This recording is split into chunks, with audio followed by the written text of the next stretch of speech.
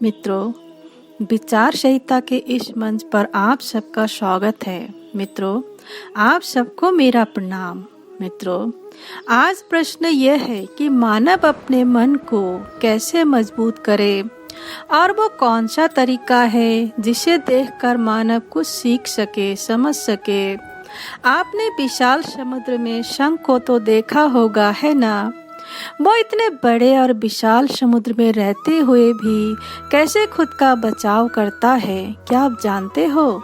क्या उस समुद्र में उसका कोई दुश्मन नहीं है? दुश्मन है और बहुत सारे हैं, परंतु फिर भी वो अपना बचाव करता है।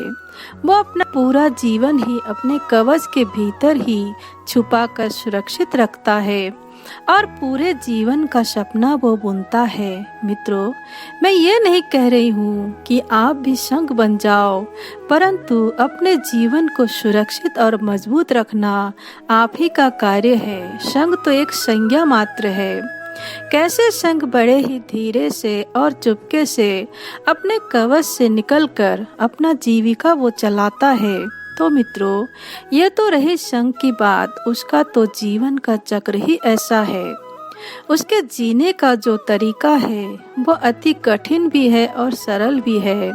सरल इसलिए है क्योंकि उसने खुद अपने जीवन को समंदर के हिसाब से ढाल लिया है, और कठिन इसलिए है क्योंकि इतना बड़ा विशाल समंदर उसके पास होने के बावजूद उसको बस थोड़े समय के लिए ही बाहर आना पड़ता है।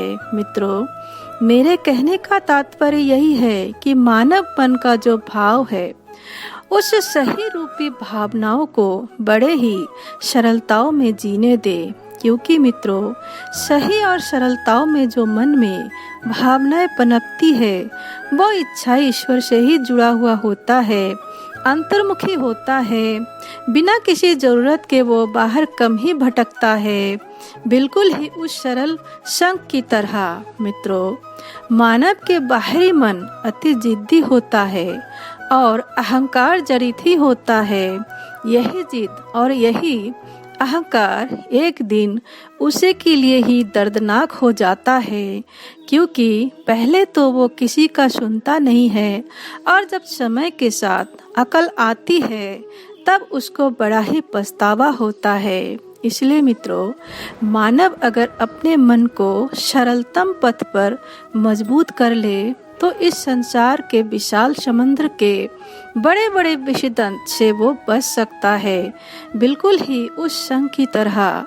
वो शंख तो शुद्धता की शक्ति है, मन को मजबूत करने का एक प्रतीक है, अथवा जीवन में विजय का भी उद्घोष है। प्रणाम मित्रों।